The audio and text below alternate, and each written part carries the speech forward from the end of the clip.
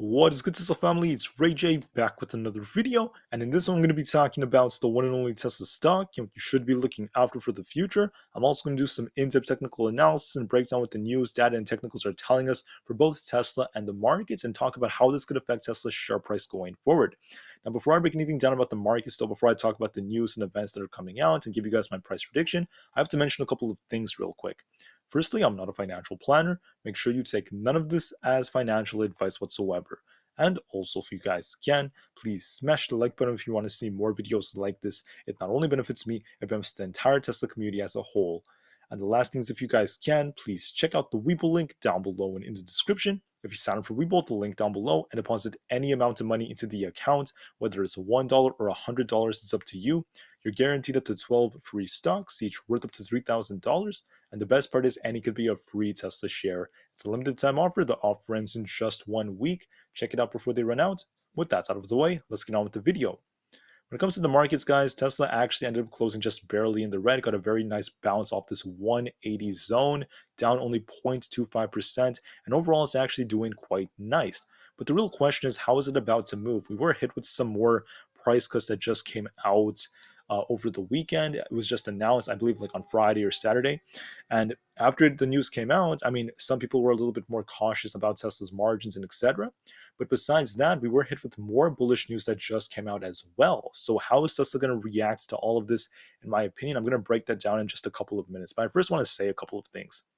Firstly, Elon Musk put this on his Twitter. He did wish everyone a very happy Easter, and today is Easter Sunday. So I want to wish you all a very happy Easter Sunday. Hope you guys spend a lot of time with people you love and just learn to appreciate what life has to offer. This is a really cool picture of Musk with the bunny.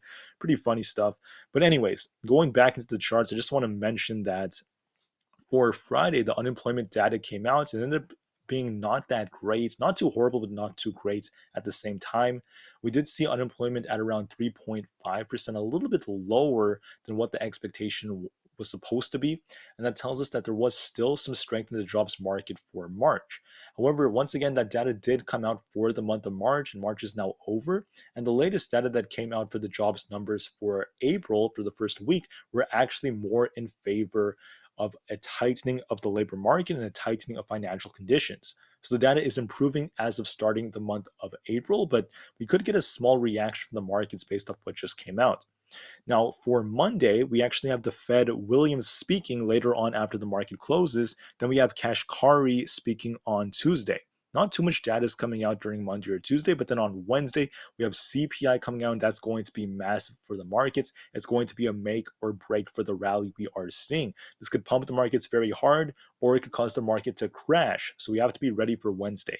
Now, also, I want to remind everyone that earnings season is now starting. We have some earnings coming out for like Monday and Tuesday. Nothing too big besides like CarMax, nothing too massive. But then by Wednesday and Thursday, we have just a couple of other ones. We have like Delta and Progressive coming out for Thursday. Once again, not too huge. But then Friday, we have Citi, we have JP Morgan, we have Wells Fargo, PNC, BlackRock.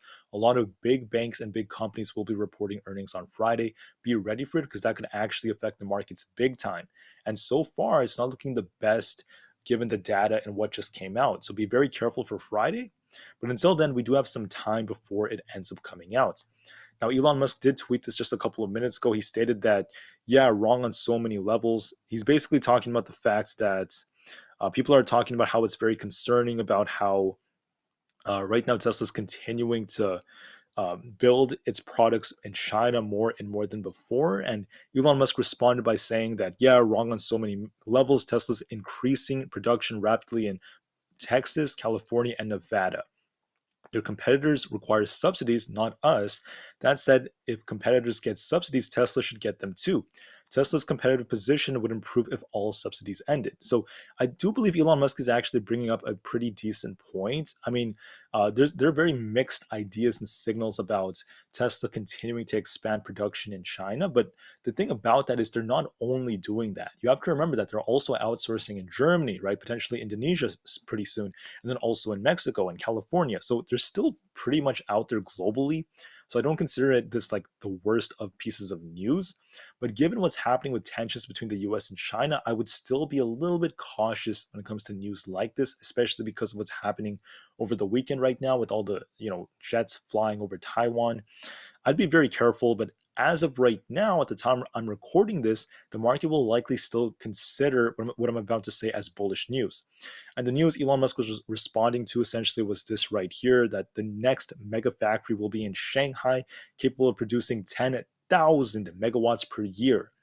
Now, once again, how would you view this? In my opinion, I would say that increasing their ties with China, once again, can lead to very mixed signals, especially because tensions are continuing to rise.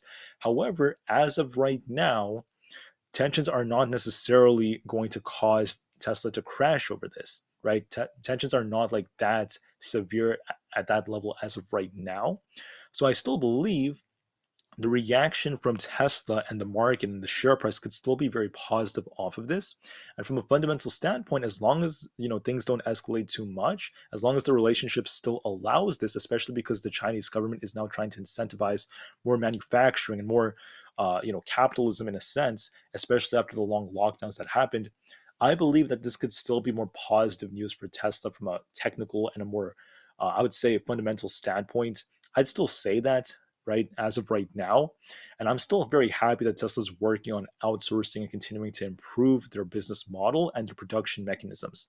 Now, once again, I'm still well aware of the risks associated with this, but for now, right now, this would still be bullish. I also want to note that once again, this is making all the headlines right now. This is actually making people forget about the price cuts news that came out.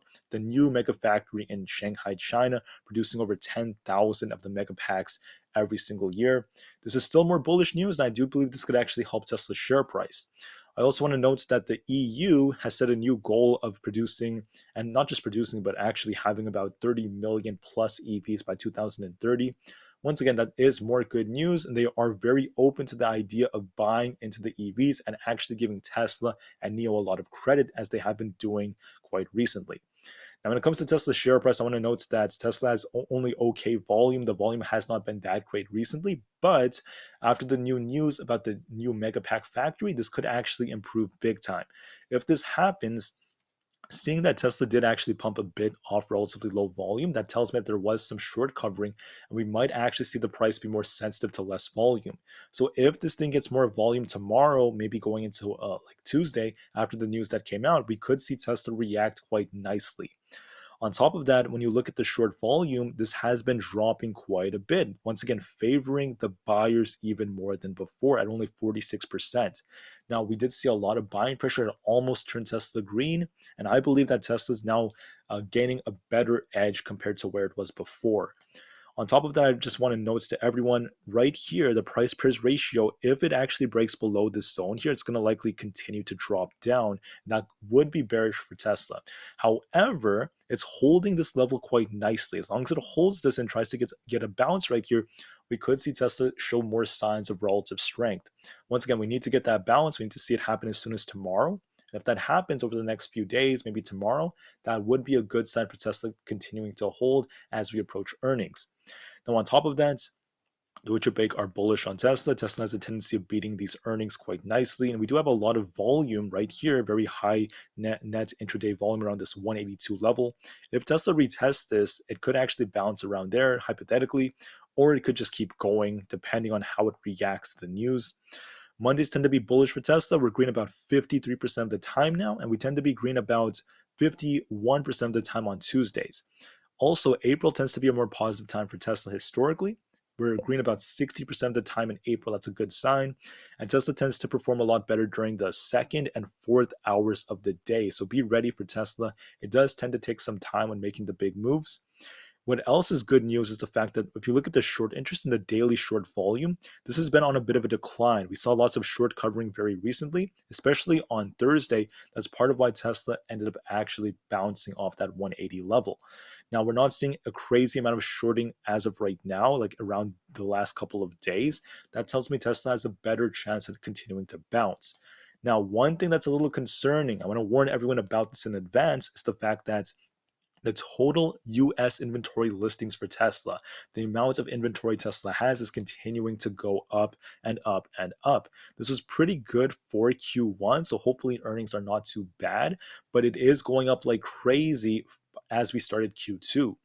The reason this is not so good news is because we're seeing people being a little bit de-incentivized from buying Teslas as they were before, because it has to do with like tax credits and also the lack of demand right now for buying cars and taking on those loans. This is happening particularly also because of macroeconomic factors and the Fed raising rates, and it's actually now showing many signs of recessionary behavior. Many technical indicators and data points are suggesting that too, and this is actually affecting Tesla. I want to warn you about this. We may not have the strongest of earnings for Q2 and Q3 later on into the future. But then again, Tesla does surprise us, so I'm not necessarily too fixated on that notion, but it is a possibility. And once again, it's something to be prepared for. Now, going back to the charts, let's talk about what's going on for us going forward. For now, Tesla's looking quite nice. It got a very nice bounce once again off this 180 level. We're about to get a crossover on the MACD and the signal line, or the MACD and the signal line, however you say it. And what else is good is the RSI hit these very extreme levels. When this tends to happen, Tesla tends to get a nice reaction. And so far, to me, it looks like Tesla's going to try to react to continue going. Now, we have some resistance. If we try to break and hold above this like 186 zone, 186 to 185 zone, I believe Tesla's going to try to break this very soon. And we have the potential to break above 190 very soon as well. Now, before I get into more details about Tesla, we have to talk about the charts in the market. The S&P 500, SPX, or SPY are all actually looking more in favor of the bulls because we're respecting this very nice uptrend. I did have an Elliott wave count I showed you guys before, and I believe we're about to get this crossover right here on the MACD and the signal line. And also the RSI, once again, is starting to climb up a bit. I also want to note that we had this bullish divergence that developed right here. The price made a lower low by the time we got to Thursday, and then the RSI made a higher low in the process of that happening. That tells me that once again, SPY is likely going to try to push for 411 very, very soon, and may even try to break higher than that as we approach CPI. Now, I just want to remind you, maybe Monday will be bullish, maybe Tuesday will be too. But remember, Wednesday, CPI is going to be coming out on Wednesday. Everything could change depending on the data, so please be ready for it. But until then, the charts look more bullish than bearish, and we're likely going to see this thing continue to push up. Now, if you're watching the SPY, make sure you watch this 409 zone. If it breaks below that, 406.5 is going to be the next major support. It has to hold that. If it fails to hold that, it could turn bearish. But once again, I don't really think that's going to happen. I think the odds favor more upside going forward, especially once you see Apple and Nvidia. AMC, she's up 21% after the news involving like the lawsuit. Once again, reopening. AMC needs to break $5. If she could break 5, there's going to be a good chance of her trying to get all the way back up to like 5.25. She needs to break and hold 5. So far, with all the volume she's getting, there's a good chance some of the momentum will remain, and she could try to break it, in my opinion, especially if the market continues to go. NEO has been on my watch list for this week because I believe NEO is on the verge of balancing. We had a very bullish divergence that just developed as NEO hit extremes, and we do have a possible right shoulder that could be developing on this Head and Shoulders overall. So let me just make this a little bigger so it's easier to see. So it looks a little bit like this, right? We have this potential left shoulder, a head, and maybe a right shoulder is developing, which means NEO could push for 9.5 or so. Also, there's a clear bullish divergence. The price made a higher low compared to this low right here. The MACD made a lower low with the signal line, and then the RSI did the same thing. The RSI was at 29 back then. It actually reached 23, extreme levels, which tells me NEO is most likely going to bounce, try to get back to 9.5 or so, and then it might continue to drop after that. But overall, I do believe the market could also help it too. Now, as far as the smart money indicator is going, there's no clear sign of this tanking just yet. It has this gap down here, so it is going to drop in the future. But for the time being, it might try to hold up as we're about to get this crossover on the MACD. The RSI is also looking quite decent, forming this bullish divergence right about here. And that tells me, once again, that we're most likely going to see this thing try to continue to push up temporarily, maybe try to fill this gap up here first before we do see more downside. I don't know if it's going to push up like after CPI or beforehand, but I do believe there could be a little bit more upside coming. Microsoft is looking pretty decent. It got a nice close just below resistance at this 292 zone. It might cool off a little bit. It needs to cool off its RSI a bit and then try to bounce off a very, very important level. It might try to bounce off this 290 area, maybe a little lower than that. And then it could keep going for 292. If it breaks that 295, it could come very soon. That could also help the markets. The QQQ, in my opinion, is actually more likely to turn bullish. It's going to cool off a little bit and it could keep going. We're about to get a crossover in the MECD. We had a bullish divergence that developed on Thursday. Now it's starting to play out. And this tells me that it might cool off and then try to bounce to get back above 320 very soon. It's holding up quite nicely, in my opinion. Now, if you want confirmation of the bullish move, we have to hold well above the 50 EMA, above 315. If that fails, then I would become very concerned. But for the time being, it's looking like it's holding nicely. Maybe it comes very close to 315, then it gets a nice bounce and keeps going after that. Overall, it's holding up nicely. The VIX is looking very, very weak now. Why? Because the market is continuing to hold up. It actually broke below 18.5. And that's telling me that because the downtrend is still continuing, there's no confirmation of a very nice bounce on this thing. That means that if it keeps dropping, which it most likely will, this will likely be because of the market pushing up more. The next very important level is going to be 18, then 17.8 on the VIX. Watch those levels very, very carefully. But for the time being, like I said, the VIX is not giving us signs of strength, and it's telling us that the market will most likely try to continue to pump from here on out. Amazon went to my target of 102. I believe Amazon could cool off a little bit, maybe retest the 50 EMA around 101.36, and then it might try to bounce because we're about to get another crossover on the MACD and the signal line, and we're also starting to see this bullish divergence that was about to form play out. And I believe Amazon could, as long as it holds this 102 zone, it has the potential to try to get back to this 104 zone. Once again, bullish for the markets, just temporarily at least. Nvidia is also looking bullish to me. We have a potential bullish triangle. We also had, I believe we almost had, we actually had a bullish divergence that developed somewhere here. I believe this formed right about here. And on top of that, we're about to test this resistance. We closed above the 50 EMA. And we actually tested the resistance around this 270 zone. This is a good sign because if we break this, it's most likely going to try to fill this gap and get back to 275. I'm thinking it's either going to just drop a little bit more and then bounce, or it might just keep flying to the moon and going all the way up to 275. But I do want to note that it does look like it's overall in a topping process. That doesn't mean it can't push up a little bit more, trying to get to this 275. Maybe it retests 280. But I do believe it's topping as of right now. And pretty soon we might see this thing reverse later on, maybe in the next couple of weeks, maybe it'll take a little longer.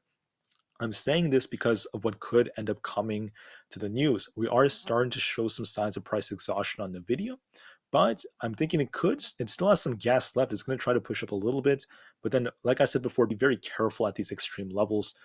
If you look at like the daily and etc. On Apple, in my opinion, Apple might cool off just a little bit, get back to maybe 163.5, then try to bounce off of that. And then we're going to likely fill this gap around 165, maybe retest 166 on Apple. If that's the case, if Apple keeps going, that's going to be bullish for SPY, the QQQ, and the overall market. And so far, it's holding up quite nicely. It's just continuing to go and go and go. There's no true sign of weakness on Apple just yet. AMD looks bullish to me too. It got a nice bounce off this 90, could be forming a nice inverse head and shoulder. And in my opinion, it looks like this thing is going to try to fly to about 95 very soon. Maybe the market helps drag it up. And that's essentially what my target is so far. We have a crossover that's bullish on the hourly time frame. And we also have I believe, a bullish structure that developed on the RSI. I'll have to double check that. I believe that's the case. Let me just double check. Yeah, that actually is the case. The RSI was lower here. So that tells me lower low was made on AMD, higher low on the RSI, bullish crossover right here. I believe it's going for 95 very, very soon. Google, I believe this thing is going to push for 110. It has to cool off first. In my opinion, it's very overbought. It's going to cool off to maybe 107.5, maybe a little lower. Then it's going to get a nice bounce and try to go back to 110, if not a little higher. And I believe it still has room left to go. Meta is also looking quite nice. It needs to cool off a little bit, just like Google. And I believe it's likely going to retest this 214 area, then try to bounce. But if it can break 217.65, soon 220 could come as well on Meta. Once again, holding up nicely. Two last things before I talk about Tesla. The 10-year Treasury yield This is actually giving us very mixed signals because it actually bounced off 32.6 around a very important support. If it keeps going and fills this gap, that could actually be bearish for the stock market temporarily. But please remember that it's not necessarily on a nice uptrend just yet. The overall trend has been more bearish. We don't have a true sign of reversal just yet. And I don't know if it's about to reverse. What I'm thinking is it might make an attempt to go up, which could be bearish for the markets in the morning, but then it might once again continue to just chop around and the market could still push anyways. We just need more confirmation first. I'm not as certain about the 10-year yield yet. And the trend is still in favor of, once again, the bulls for the stock market. Now, for the dollar, looking at the dollar, it tried to get a bounce off this 101 zone, 101.5 zone. It did hit 102. However, I just want to note that there's no true confirmation of the dollar yet. Maybe this is a slanted inverse head and shoulders. If that's the case, that could become bearish for the stock market. But it's actually holding up quite nicely so far. Now, I want to note that we just don't have enough confirmation on the dollar yet. The 4 hour is still, once again, not looking that great. I know it's trying to push up right here, but if you zoom out even more, especially on the daily, it's been on a very big downtrend. This could just be another counter trend push up before it does come down if it rejects off the 4 hour 50 EMA. And I just don't know for sure if this thing is ready to bounce yet or break out. We just don't have a true breakout yet.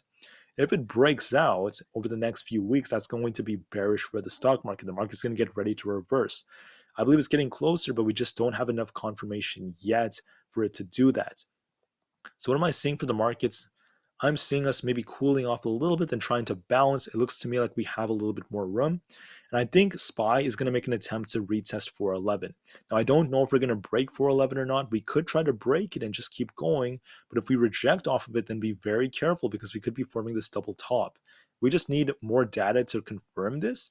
And that's why I would still be very cautious. However, the technicals are still favoring the bulls for the time being. Now, for Tesla, we got a really nice bounce off 180. In my opinion, it's looking quite nice. We do have a possible inverse head and shoulders, and I just want to note that the technicals are looking more bullish on Tesla. I believe this Tesla has this gap up here around this 192 area. It got a very nice wick right here in a reversal candle. And I believe the trend is now favoring upside. We also got some bullish news with the new Megapack factory coming out in China. So as of right now, during this era, during this time frame, the market will most likely interpret that as good news. There are not enough tensions for the market to crash off of that or anything like that as of right now. As of right now, at the time I'm recording this, that tells me Tesla's most likely very soon going to try to get a nice push up and try to get back above 190. Now, once again, I want you guys to remember the bullish and the bearish cases. I'm just going to go over those and then give you guys my prediction, just so you're prepared for anything.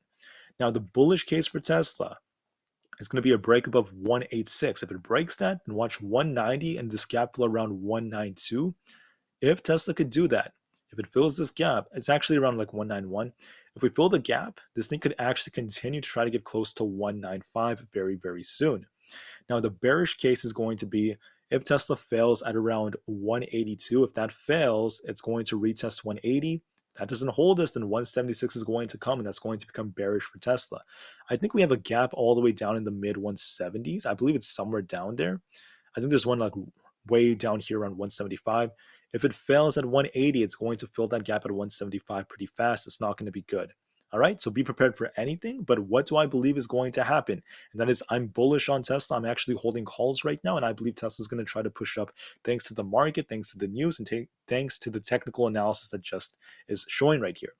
I believe what's most likely going to happen is the market might cool off in the morning. Maybe Tesla comes a little lower, comes down like $1 or two, but then it's going to try to bounce and hold up by the 2nd to 4th hour of the day.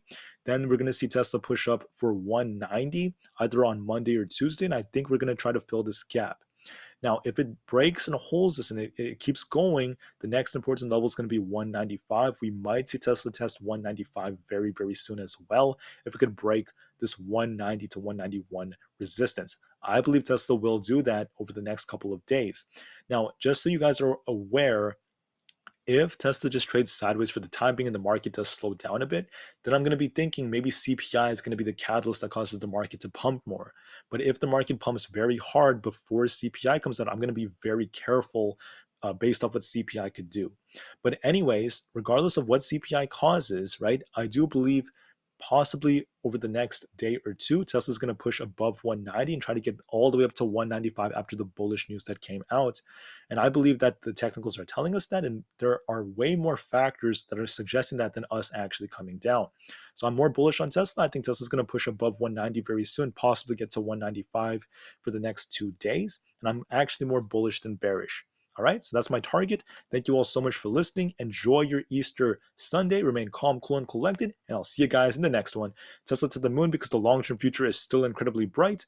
And peace out.